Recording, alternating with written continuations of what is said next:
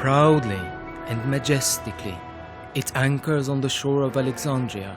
It is the yacht Mahrousa that watches and witnesses Egypt's youth and strength, which defies time and grave events, and that will forever challenge the impossible.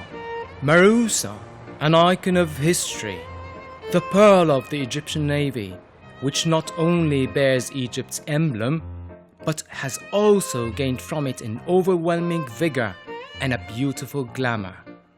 Yacht Mahrousa has maintained an eminent status over the past 150 years, through which it has been a partner in Egyptian modern history and critical events. Symbolic of the prosperity and greatness of its kings and rulers, a companion through their blooming and their fading away.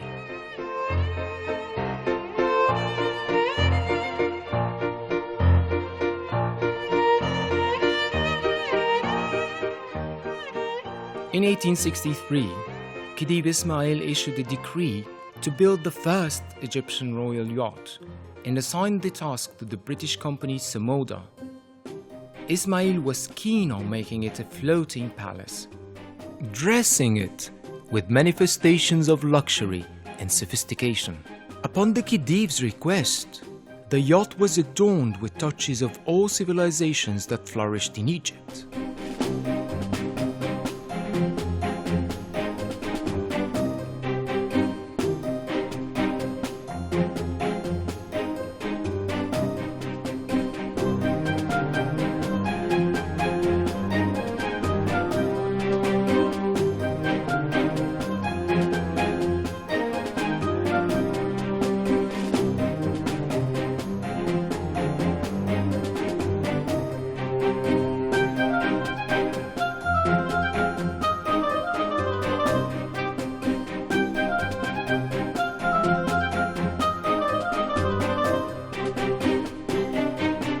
In 1865, the Khedive stood on the pier of Istanbul's harbour, awaiting Mahrousa to sail aboard it to Alexandria for the first time, not knowing that 150 years later, this same yacht will be one of the 10 biggest in the world.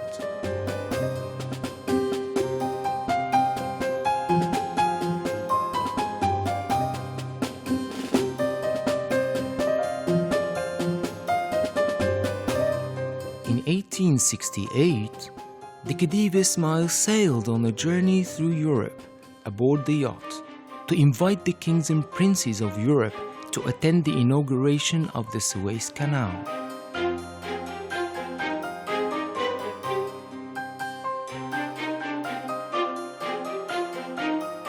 On November 17, 1869, Mahrousa spearheaded the first multinational fleet to enter the canal, in a declaration of its opening to international navigation. In this ceremony, the Khedive's guests included Empress Eugenie of France, who presented the Khedive with a piano and played it during the ceremony. And it was also attended by the Emperor of Austria, the Crown Prince of Germany, Prince Henry of the Netherlands, and many other princes and ambassadors, as well as Ferdinand de Lesseps. In 1872, the Khedive Ismail sent the yacht to London in order to increase its length from 125 meters to 137.5 meters. 7 years later, in 1879, at 4 p.m. on June 30th, Mahrousa witnessed the deposing of Khedive Ismail as he boarded the yacht for the last time, leaving his throne and dream behind to his son Tawfiq. In 1899, Khedive Abbas Hilmi II sailed to Port Said aboard the yacht to uncover the statue of Ferdinand de Lesseps.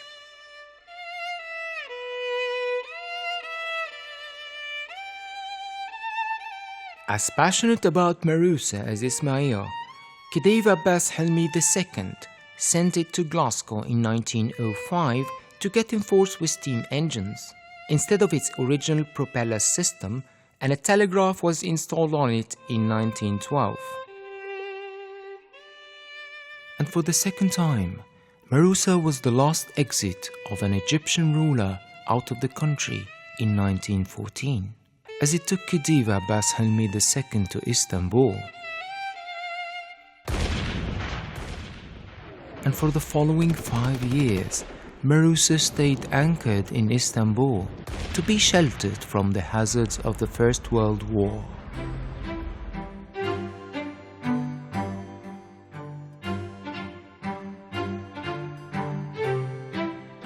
In 1919, while Egyptians were amidst the revolution, the yacht Mahrousa was witnessing another revolution, and it was sent by King Fuad to England again, to wipe off the dust of the years it spent in Istanbul, and to change the shape of its rear and also to increase its length by 8 meters to reach a final length of 146 meters.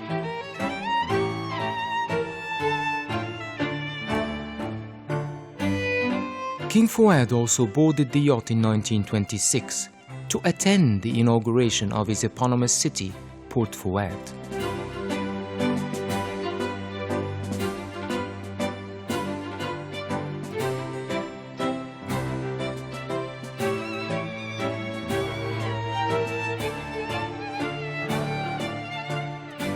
Starting from 1937, King Farouk I shared the same passion about Mahrousa.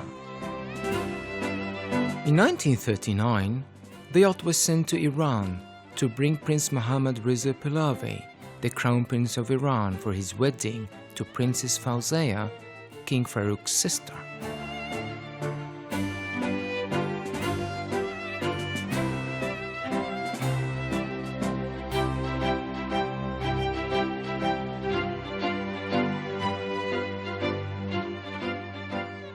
Once again, Mahrousa was sent from Suez to Jeddah and back by King Farouk in 1946, hosting aboard it King Abdulaziz of Saudi Arabia to visit Egypt.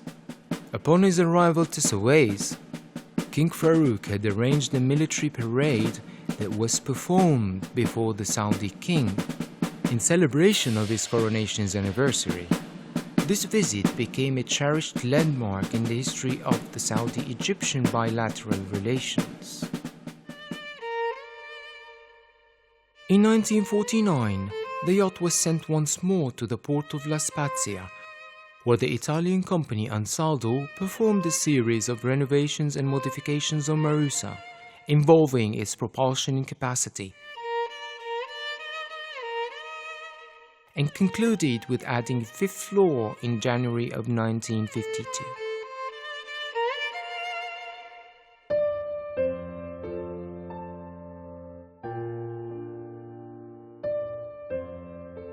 A new era in Egyptian history had started to rise at the time, and Mahrousa had to leave Ras Al Khaimah Palace at 6:30 p.m.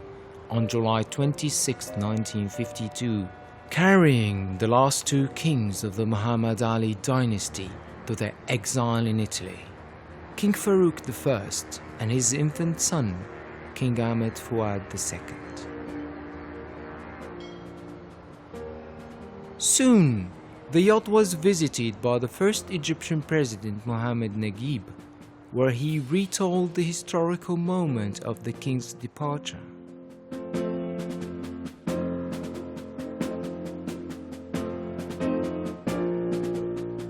And later by his successor, Gamal Abdel Nasser, who changed its name from Mahrousa to Al Hurriya, or Liberty, in 1956.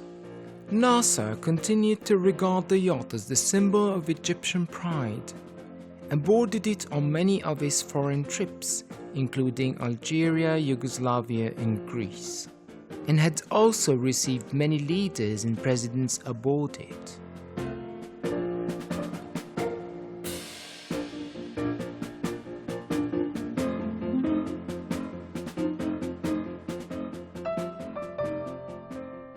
President Sadat realized the historical value of the yacht and chose it to host King Faisal of Saudi Arabia to attend a naval maneuver carried out by the Egyptian Navy in 1974.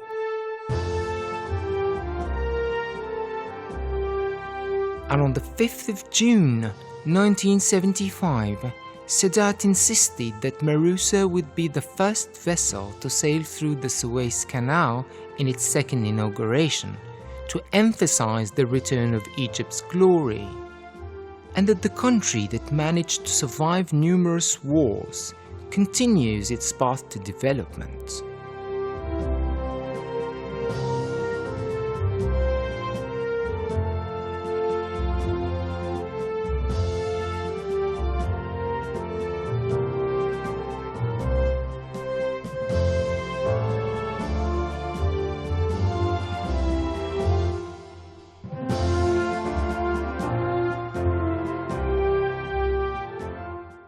In 1976, the yacht sailed covering 12,700 nautical miles, which is its longest journey, to participate in the bicentennial celebration of the independence of the United States of America.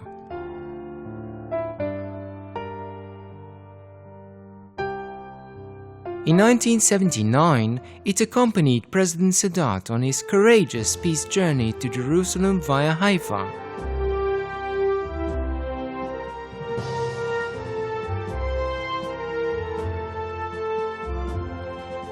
In the year 2000, a presidential decree was issued, giving the yacht its old name back, and once again it was called Mahrousa.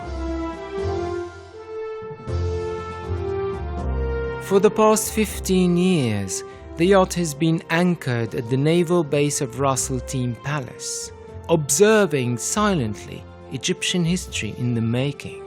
And today, it sails gracefully over well-charted waters that it's familiar with and under the same sun, witnessing the inauguration of the new Suez Canal, participating in another victory achieved by Egyptians with their resources and the arms of their youth.